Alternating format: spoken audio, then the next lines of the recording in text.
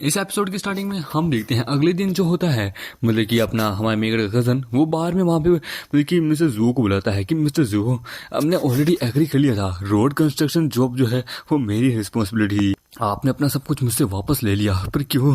Please मेरी बात समझने की कोशिश करिए, कैसा रहेगा हम प्रॉफिट के परसेंटेज को 30 to 40% बढ़ा दें? ये सुन के वो होता है क्या वो कहता मैं सही था लो परसेंटेज के कारण इसने मना किया था, लास्ट टाइम इसने एग्री कर दिया था, पर अब चलो परसेंटेज बढ़ा देता हूँ।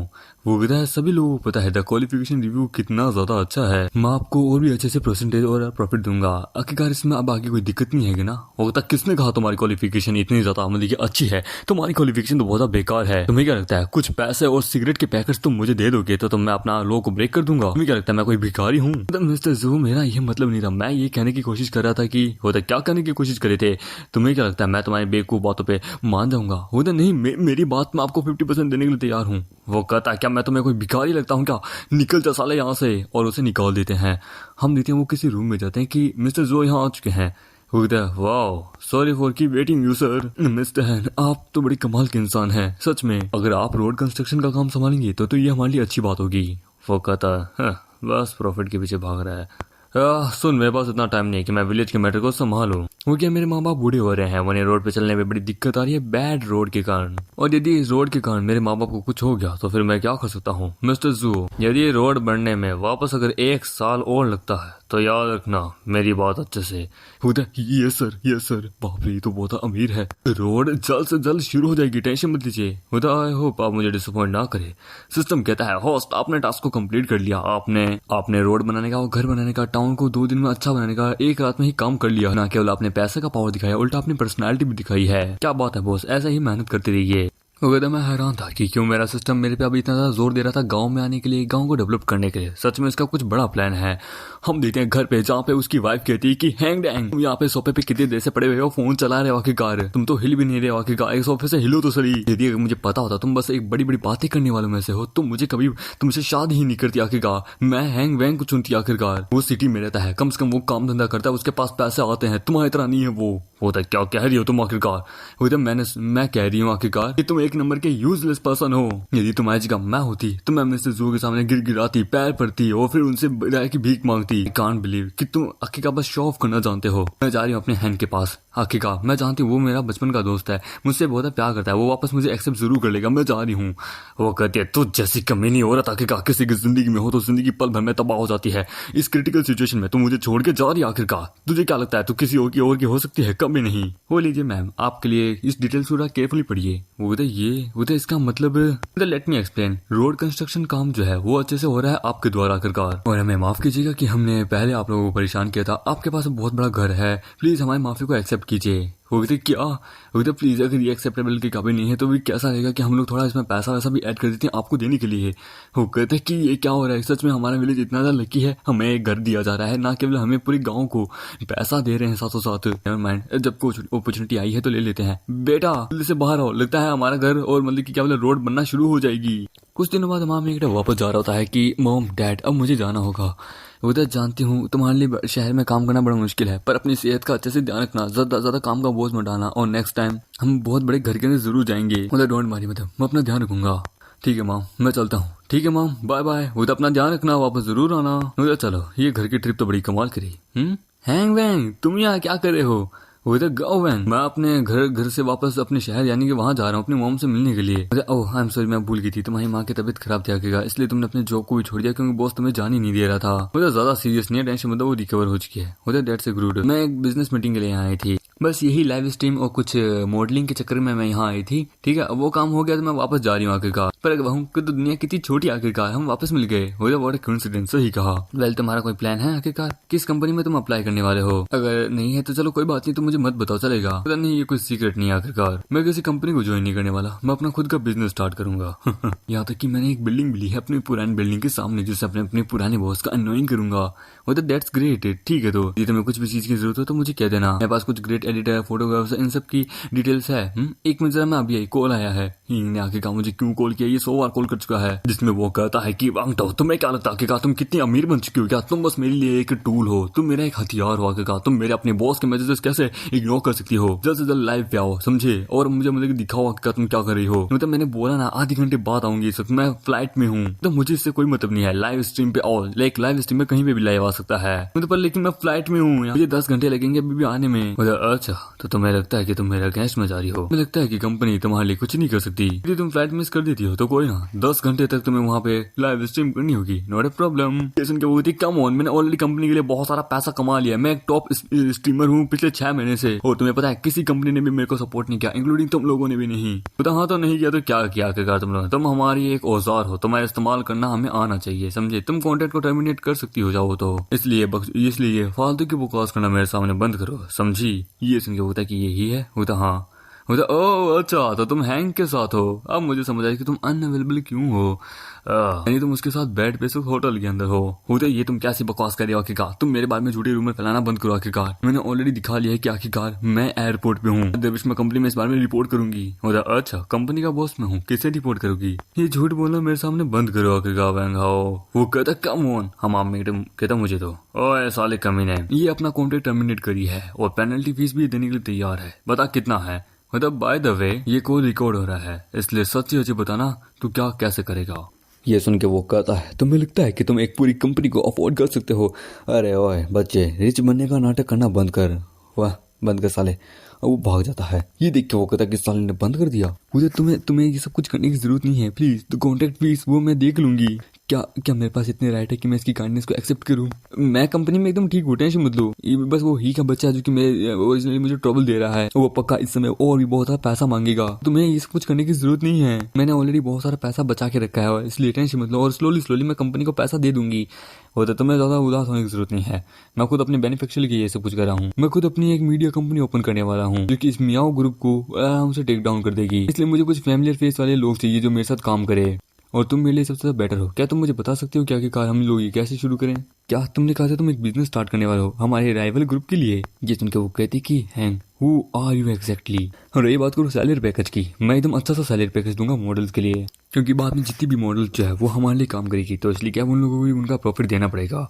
तुम मुझे बताओ अपनी प्राइस कैसा रहेगा कि कंपनी के प्रॉफिट के अंदर से मैं तुम्हें 30 to 40% प्रॉफिट दे दूं? उधर वेल तुम बहुत अच्छे इंसान हो, वेल तुम उधर अगर रेशियो छोटा है तो कोई ना 50 और 60 कैसा रहेगा? वो कहता है नहीं, ये रेशियो बहुत ज्यादा बड़ा हो जाएगा, मुझे तुम्हारी वैसे भी इतनी मदद नहीं चाहिए। एज अ लाइव स्ट्रीमर जितना भी मैं लाइव से अपना कमाती हूँ उसका बस 50% नहीं मुझे मिलता है, और 50% मुझे एज अ फीस के रूप में कॉन्ट्रैक्ट के रूप में देना पड़ता है, पर लेकिन ये मुझे लाइव के साथ साथ मेरा खुद का अलग हिस्सा 20 से 30% और अलग देगा।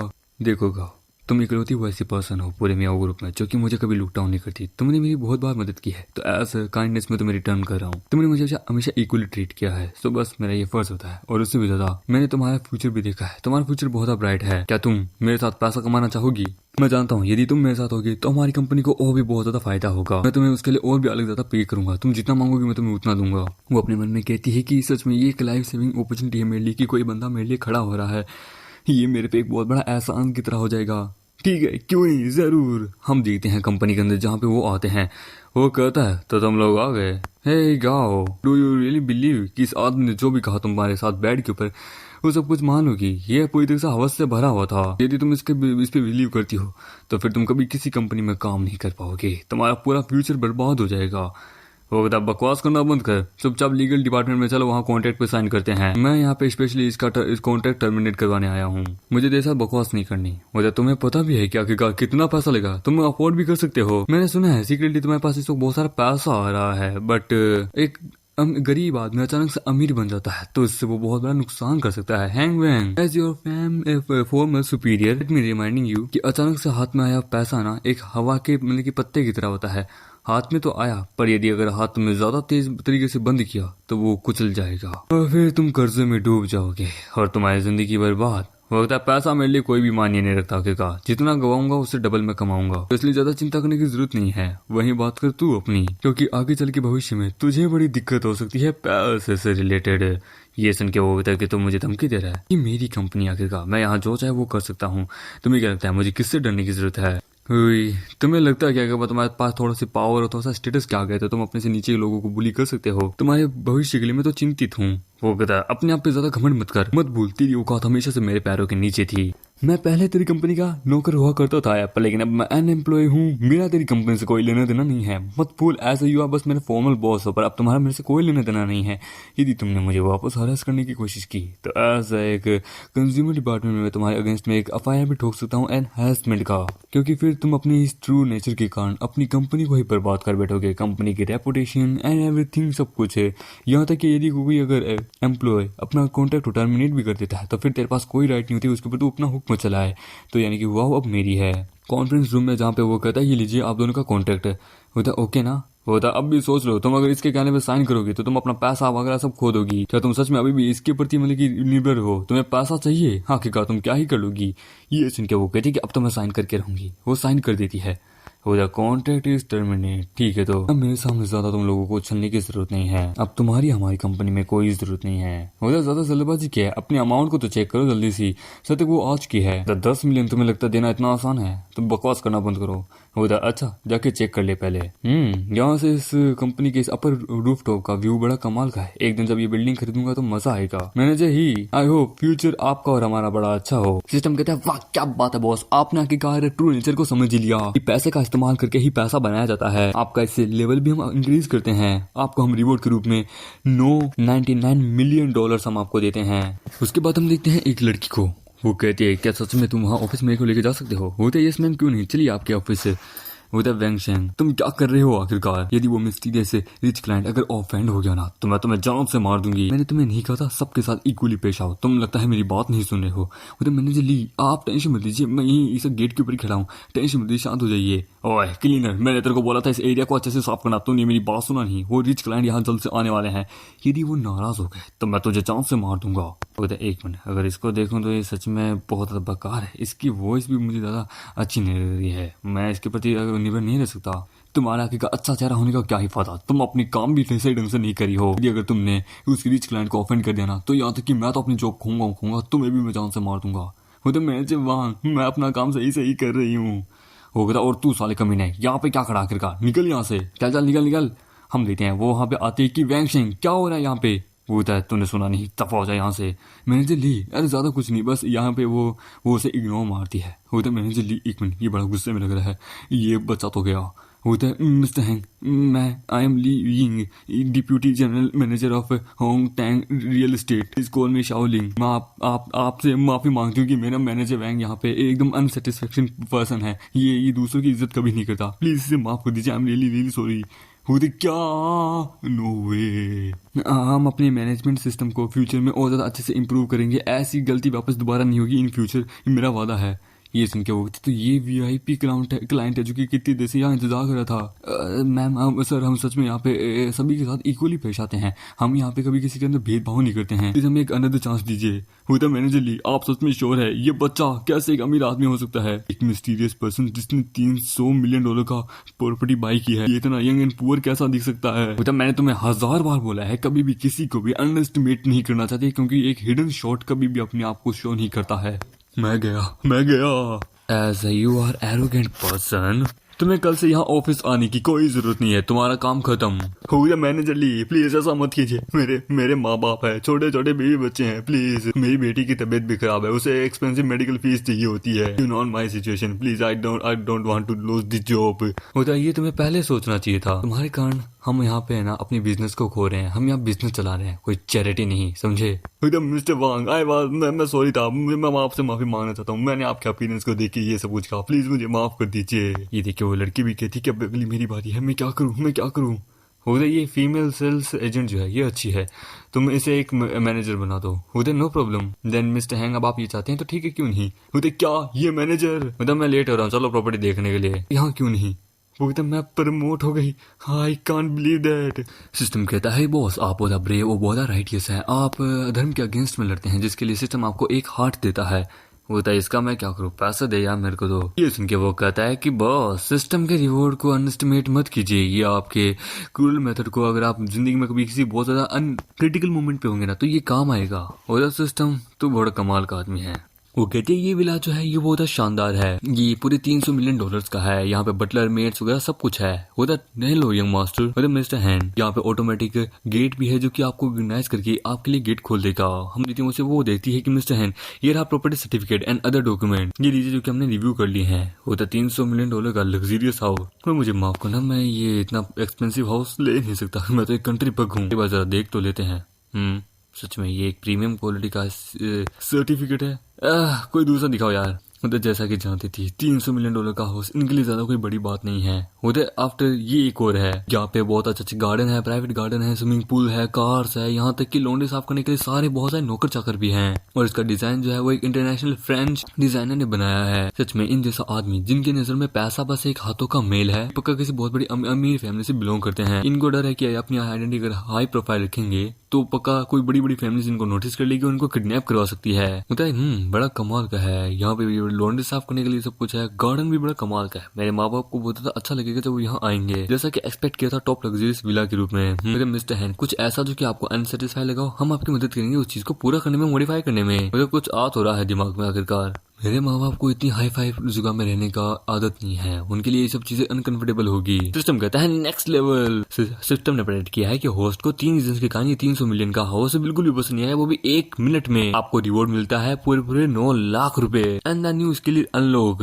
होता है क्या कस्टमाइजेशन चाहिए नहीं क्या? होस्ट आप अपने जीवन के न्यू अध्याय में पहुंच गए हैं, तो सिस्टम अब आपके लिए और भी नई चीजें लेके आएगा। सच में ये गार्डन जो है ये एक फ्रेंच डिजाइनर ने यहाँ पे मतलब की बनाया था, ये इनको अनसेटिस्फाई लगा। सच में लगता है ये किसी बहुत बड़ी फैमिली से बिलोंग करते हैं। मिस्टर हैंड यदि अगर मैं आपको जज करूं तो सच में आपका फ्यूचर बहुत लिमिटलेस है, आपको कोई भी इतनी आसानी से सेटिस्फाई नहीं कर सकता। हमारे सीईओ को आपके बारे में पता चला है और उन्होंने ये कहा है कि वो आगे चल के एक बार आपसे जरूर मिलना चाहेंगे जब वो बिजनेस ट्रिप से वापस आ जाएगी। मतलब ज्यादा दिक्कत की बात नहीं है, क्योंकि मैं ज्यादा स्पेंड नहीं करना चाहता कुछ ऐसी चीजों पे जो मुझे हमेशा अनसेटिस्फाई करती है। होता ये तो हमारे लिए भाग्य की बात है कि आप हमारे सपोर्ट करें मिस्टर हैंड। साले ने $300 मिलियन इस प्रकार से खर्च कर दिए हैं, मैं जिसको दिखाती मैं पक चुकी हूँ आखिरकार। इसके लिए पैसा कोई मायने नहीं रखता क्या? What kind of mysterious family he belong? उसे एक और कर दिखाती कि ये लास्ट है, प्लीज इसमें आइए। एक लड़की कहती कि अंकल जाम उस बगल वाले घर में कौन है? वो तो यंग मैन है जिसका सरनेम हैंग है, दिखने से वो कोई 20-21 साल का लौंडा लगता है। वो तो क्या कहा? यंग मिस, क्या आप उसे देखना चाहेंगी? मतलब नहीं, जरूरत नहीं है। कोई ऐसा बंदा जो कि $300 मिलियन बड़े आराम से खर्च कर सकता है, कोई ऑर्डिनरी पर्सन नहीं है। यदि अगर हमने उसको देखने की या उसके ऊपर इन्वेस्टिगेशन करने की कोशिश की तो यह हमारे परिवार के लिए बहुत ज्यादा घातक साबित हो सकता है। एक उसके लिए गिफ्ट प्रिपेयर करो, हम बाद में कभी उनसे मिलने जाएंगे। वो तो क्यों नहीं मैम। फिर 3 महीने बाद हम देखते हैं हमामेट अपनी कंपनी को भी शुरू कर लेता है कि फाइनली हमने 3 महीने बाद अपने बिजनेस को शुरू कर दिया। स्पेशली मैं डायरेक्टर गाँव को इसके लिए शुक्रिया अदा करना चाहता हूँ जिन्होंने मेरी 3 महीने में बहुत मदद की है। आप लोगों ने भी बहुत मदद की है, रिवॉर्ड आप लोगों का भी डाउन नहीं करेंगे। उदय सर आपका शुक्रिया हमें सपोर्ट करने के लिए, हम भी हार्ड वर्क करेंगे। 3 महीने पहले उदय मैं अब कोई लाइव स्ट्रीम नहीं कर सकती? तो हाँ, अब तो मैं भी फिलहाल कोई लाइव स्ट्रीम नहीं कर सकती। करंटली अभी हमारे इस जिन मीडिया के अंदर ज्यादा क्वालिटी वाले स्टाफ है नहीं, हमें बहुत सारे न्यू टैलेंट को रिक्रूटमेंट करनी होगी और जितना भी स्ट्रीमिंग होगा उसका आधा प्रॉफिट तुम्हें जाएगा। तो ये कुछ ज्यादा नहीं हो जाएगा? तुम हमारे यहाँ की फाउंडिंग हीरोइन हो आखिरकार। और वहीं बात करो प्लेटफॉर्म और इन स्ट्रीमिंग प्लेटफॉर्म के बारे में, तो तुम इन सबसे ज्यादा मतलब की फैमिलियर हो। तुम्हें डायरेक्ट अकाउंट और इनडायरेक्ट अकाउंट के बारे में, यहाँ तक कि तुम्हें हर चीज के बारे में अच्छे से पता है। तुम्हारे बिना हम कुछ नहीं है। जैसे ही हमारी कंपनी अच्छे से स्टेबलाइज हो जाएगी, यदि अगर तुम फिर बाद में लाइव स्ट्रीम में भी जाना चाहती हो कैमरा द्वारा, तो तुम कर सकती हो, कोई प्रॉब्लम नहीं है। नहीं, मैं अब कैमरा की बिहाइंड ही रह के काम करूंगी। और हम देते हैं एक दिन वर्किंग डे पे वो कहता है अरे ये तो जिन मीडिया का अकाउंट नहीं है क्या? ओह, बहुत सारे स्ट्रीमर यहाँ आ भी गए हैं। इस बच्चे को सच में लगता है कि कंपनी शुरू करना स्ट्रीमिंग वाली इतना आसान है। जिन मीडिया, तुम्हें लगता है तुम मुझसे कम्पीट कर सकती हो? तभी वहाँ पे उसका भाई आता है कि जिन मीडिया जो कि हमारी ऑफिस बिल्डिंग के सामने है, तुम्हारे कहने का मतलब क्या है? क्या ये हमारी कोई कम्पिटिटर है? क्या कजन तुम वापस आ गए? वेल सिस्टर कैसी है? बस मैं ये सोचा था कि कुछ चीजें हैं जिनको कैसे हैंडल करूँ। यूजुअली वे उन्हें दिखाओ आखिरकार हम क्या ही कर सकते हैं, उनको उनकी औकात दिखाओ कि वास्तव में इस मीडिया के अंदर बॉस कौन है। वो तो क्यों नहीं, हमामेट टैब चला रहा होता है। वो तो ये डिजाइन बढ़िया है, नहीं ये वाला घर थोड़ा सा अच्छा लग रहा है, मुझे कोई बढ़िया सा डिजाइन वाला घर चाहिए जिसमें 3-4 लोग आराम से रह सकते हैं। हम लोग $300 मिलियन है मेरे पास उसका मेंशन भी है। Luxurious mention, luxurious life enough है, पर लेकिन मेरे लिए अनकंफर्टेबल फील करती है। हाँ अंदर आ जाओ।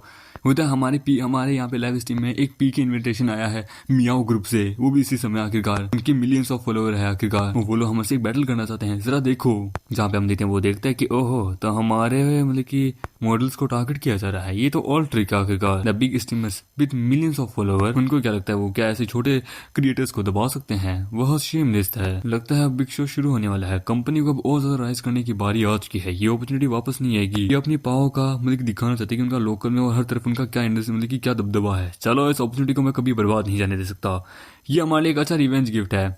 एक काम करो, इसे एक्सेप्ट करने को बोलो। क्या सच में? अरे हमारे पास इतना पैसा नहीं कि हम इतने सारे रॉकेट्स को मतलब कि लॉन्च करा सकें। वो तो कोई बिग डील नहीं है, मैं कर सकता हूँ बड़े आराम से, जैसे मैंने तुम्हारे वाले में किया था। ये सुन के वो कहती कि वेट एक मिनट, जो ब्रदर वांग था, एक मिनट, यानी कि हेंग वांग यानी तुम। तो वैसे भी पैसे से ही पैसा कमाया जाता है, जितना पैसा बर्बाद करोगे उसका डबल तुम्हें मिलेगा।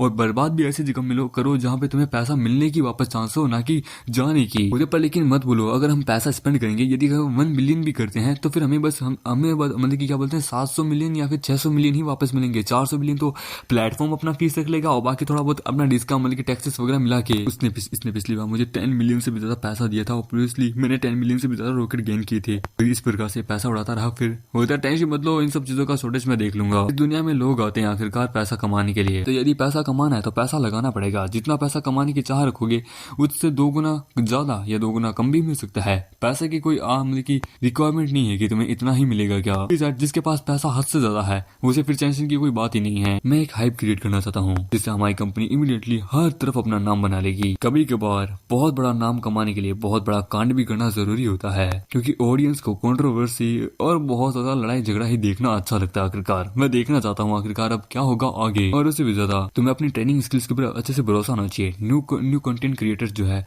उनको तुम पे भरोसा है, तुम उनके रोल मॉडल हो आखिरकार, तुम हम ही जीतेंगे, बस इसके ऊपर ये भरोसा रखो। और बाकी सब मैं जानता हूँ मेरी क्या लिमिट है, मैं कहाँ तक पैसा खर्च कर सकता हूँ, टेंशन मतलब मैं देख लूंगा। हाँ मैं कैसे भूल गई थी, ये एक सीक्रेट बिलियनर आखिरकार है, इसके लिए मिलियंस ऑफ डॉलर खर्च करना कोई आम बात से हो गई है। और इसने मियाओ ग्रुप के बहुत सारे प्रोजेक्ट्स को ऑलरेडी होल्ड करके रखा था, मैं इसको किसी के साथ भी कंपेयर नहीं कर सकती। ये मुझ पर भरोसा कर रहा है तो मुझे भी इस पर भरोसा करना होगा। वो वहां जाती है तो वहां पे वो लोग कहते हैं कि मैम हम क्या करें, क्या हम उसे पीके को एक्सेप्ट कर लें, वो चैलेंज एक्सेप्ट करो, हम कभी हाँ नहीं मानते। और हम देते हैं मेन स्ट्रीम मीडिया, यानी कि मीडिया के अंदर जहाँ पे हम देते हैं हलकला मच जाता है कि आखिरकार 2 बड़े बड़े मतलब कि स्ट्रीमिंग मीडिया प्लेटफॉर्म आपस में भिड़ने वाले हैं। सच में एक बहुत बड़ी न्यूज होने वाली है। होता हाँ, अरे एक बार रणवीर अलाहाबादिया वाली साइड को इसको साइड में रखो, अभी फिलहाल ये शुरू होने वाला है, जल्दी जल्दी जल्दी। वो होता है क्यों नहीं, हम देते हैं स्ट्रीमिंग कंपनीज के अंदर जहाँ पे वो कहता है एक रात में एक बंदे ने अपनी कंपनी क्रिएट की और मिरेकलसली उसके 2 मिलियन से भी ज्यादा क्या बोलते हैं डाउनलोडर्स आ चुके हैं। डेफिनेटली एक बहुत बड़ी कंपनी हो सकती है। हमें इनके साथ अच्छे से बातचीत करनी होगी, हमें इनके फाउंडर से अच्छे से बातचीत करनी होगी, नेगोशिएट करनी होगी, जिससे ये हमारे साथ भी कोऑपरेट कर सके। हम देते हैं मीडिया के अंदर जहाँ पे हम देखते हैं वो लोग अच्छे से अपना लाइव स्ट्रीम कर रहे होते हैं, सभी लोग अच्छे से कर रहे होते हैं, और हम देते हैं उनको बहुत सारी फैमिलीज और सभी लोग सपोर्ट कर रहे होते हैं, बहुत पैसा उछलता है, वो लोग थक जाते हैं कि हम थक गए, हमारा मेकअप वहां आता है, वो बॉस सच में हम लोग जीत गए आखिरकार, हमने उनको हरा दिया। टुडे आज का जो रेवेन्यू है वो तुम सबके अंदर बीच में बढ़ जाएगा। वो थैंक यू बॉस, सच में इतना कमाल का बॉस हमारी जिंदगी में आएगा कभी सोचा नहीं था। सिस्टम कहता है बॉस आप बड़ी कमाल के हो, आप अपने पैसा दूसरों की तरफ शेयर भी कर रहे हो जिससे पैसा और आए। सच में हम आपको $500 मिलियन देते हैं। वो कहता साले इतना ज्यादा कम कौन देता है। तभी हम देते हैं वहां पे आती है अपनी गाँव, हम देखते हैं दूसरी तरफ मियाओ ग्रुप में जहाँ पे उन दोनों को भाइयों को गुस्सा आ रहा होता है, वो कमेंट्स पढ़ रहे होते हैं। उसकी मैनेजर आती है कि बॉस क्या हमें अपना नाम चेंज करने की जरूरत पड़ेगी, जिन मीडिया ने ऑलरेडी बहुत ज्यादा मिसअप क्रिएट कर दिया है लाइव स्ट्रीम प्लेटफॉर्म के अंदर, वो लोग अब सब हमें टारगेट कर रहे हैं, कह रहे हैं कि हमें तो अपना नाम भी तक बदल लेना चाहिए। हम देते हैं भाई अपने छोटे भाई पे गुस्सा कर रहा होता है, हम देते हैं वो कहता है कमी नहीं आखिरकार ये सब कुछ तेरे कारण हुआ है साले, 500 मिलियन पूरे $500 मिलियन का हमें नुकसान हुआ है तेरे कारण। हमारी मीडिया ग्रुप जो है वो बस एक हंसी का पिटारा बन चुका है, उसने हमसे हमारा सब कुछ ले लिया। होता भाई हमने भी तो बहुत ज्यादा पैसा क्रिएट किया था ना आखिरकार। होता क्या तो ये बता रहे कि हमने भी पैसा क्रिएट किया था। अबे पैसा बना भले ही है पर लेकिन फिर भी हमारी कितनी ज्यादा इज्जत उछल चुकी है साले। यदि गाँव यहाँ पे होती तो हमारी कंपनी को कभी भी $500 मिलियन का नुकसान कभी नहीं होता। ये तो बस एक रात का खेला है, क्योंकि जो स्पॉन्सर्स थे वो गाँव को सपोर्ट करना चाहते थे, वो लोग उसे बहुत पसंद करते थे, पर लेकिन अब वो ही नहीं है तो पैसा कहाँ से आएगा हमारी कंपनी में। तो भाई मेरे को क्या पता था कि वो लूजर इतना बड़ा मिसअप क्रिएट कर देगा।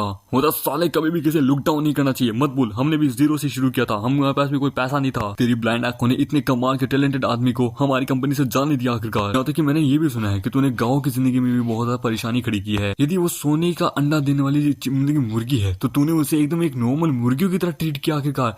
तेरे को क्या लगता है वो क्या है आखिरकार? हाँ बता। वो मैं तो बस मजे ले रहा था, उस अपने हाथ का वो खिलौना था, बस खिलौने की तरह इस्तेमाल करा था।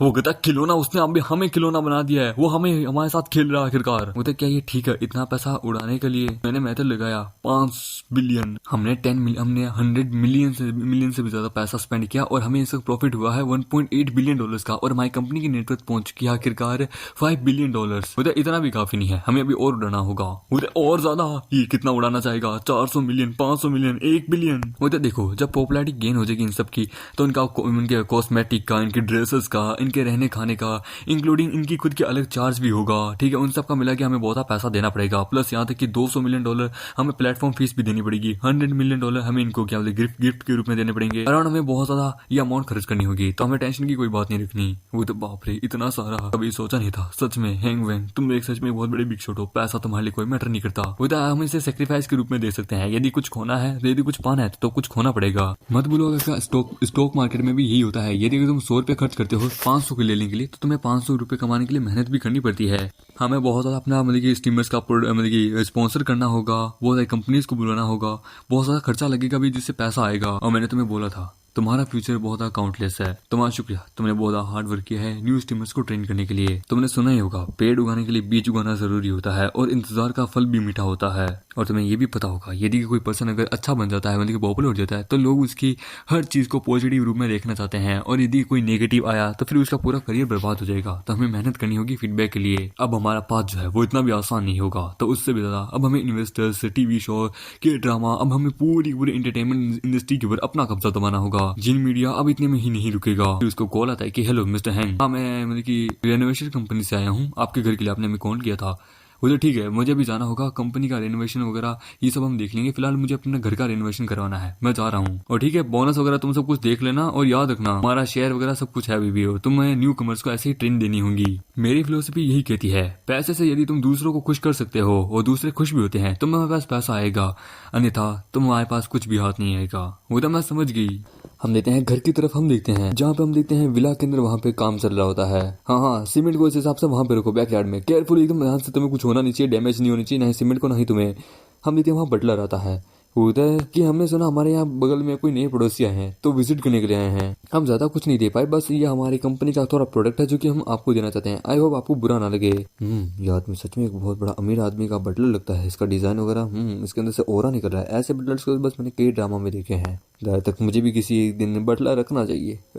थैंक यू, मुझे माफ करना कि मेरे घर के अंदर थोड़ा सा रेनोवेशन का काम चल रहा है, तो मैं भी थोड़ा गंदा हो चुका हूँ, इसलिए तुम्हें दिखने में थोड़ा बेकार लग रहा हूँ। नहीं, माफी तो मुझे मांगनी चाहिए कि मैं यहाँ बिना बताए यहाँ पे आपको परेशानी देने आ गया, जबकि अब हम पड़ोसी हैं तो बस विजिट करने आ गया था। यदि आपको फ्यूचर में कभी भी जरूरत हो तो मुझे कह दीजिएगा। मेरा पड़ोसी जो कि एक अमीर परिवार का बटलर है, सच में मैंने कभी सोचा नहीं था आखिरकार। और ये बक्सा भी मुझे कोई लिमिटेड एडिशन का सच में कमाल का गिफ्ट लग रहा है। गोल्डन सिल्वर टैबलेट इसके ऊपर लगा हुआ है। वाह सर, आप बहुत ज्यादा अच्छे हैं। आई होप कि हमारे नेबर जो है वो भी बहुत अच्छे होंगे। जब मैं काम खत्म कर लूंगा तो मैं आपको डेफिनेटली विजिट करने जरूर आऊंगा। दोपहर में हम देखते हैं काम हो जाता है कि चलो थोड़ा बहुत तो काम हो गया आखिरकार। ब्रेक की बारी आ चुकी थी। उसके पास कॉल आता है कि हे वैंग, हमारी क्लास अगले हफ्ते जो है एक रीयूनियन रख रही है, क्या तुम फ्री हो? यहाँ तक कि मैंने सुना है एक जो यूनिवर्सिटी में जो लड़की थी जिसके ऊपर तुम्हारा कर्ज था वो भी वहाँ आने वाली है। तो क्लास रीयूनियन, ओह, तो ये लोग अब मुझे अपने आप से कंपेयर करेंगे। बैक इन कॉलेज मैं हैंग वैंग, क्योंकि सबसे गरीब परिवार से बिलोंग करता था, ये लोग मुझे गरीब होने का हमेशा मजाक उड़ाते थे, हमेशा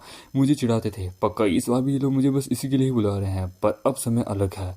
होता क्यों नहीं? वो देख क्या है, ये एग्री कर भी गया क्योंकि इसकी गर्लफ्रेंड वहाँ आ रही है इसके लिए। हम देते हैं उस अमीर परिवार की विला में। होता है वो सच में बड़े कमाल के जेंटल एंड पोलाइट है। उन्होंने हमें लुक डाउन भी नहीं किया। यहाँ तक कि मैं एक बटलर हूँ, उन्होंने मुझे बहुत रिस्पेक्ट दी। यहाँ तक कि जब वो काम कर रहे थे तो उन्होंने अपने दस्ताने उतारे, अपने हाथ को साफ किया एंड देन बक्से को बड़े आराम से दिया। वो देखने में बहुत अच्छे, बहुत काइंड है। उनको हम धीरे अच्छे से समझेंगे कि वो अपने घर का रिनोवेशन भी खुद ही कर रहे थे आखिरकार। तो मैं समझ गई। एक मिनट, तो तुम फिर से यहाँ पे? हम देते हैं वहाँ पे एक बंदा आता है एक लड़की को लेके। वो तो मैंने तुम्हें कितनी बार बोला है कभी भी किसी को घर में ऐसे ही मत लेके आया करो। तो पिंग जुओ, किस प्रकार का एटीट्यूड है, अपनी भाभी के सामने इस प्रकार का एटीट्यूड कभी नहीं रखना चाहिए। मैं बस थोड़े मजे करके आया हूँ आखिरकार। मैं शादी करने का प्लान कर रहा हूँ शिक्षी से। वो तो मिस पिंग, आप प्लीज मुझे गलत समझ रही है। वो वहाँ से चली जाती है। होता है क्या मुझे जाना चाहिए? मिस पिंग यानी आपकी बहन मुझे देख के बिल्कुल भी खुश नहीं है।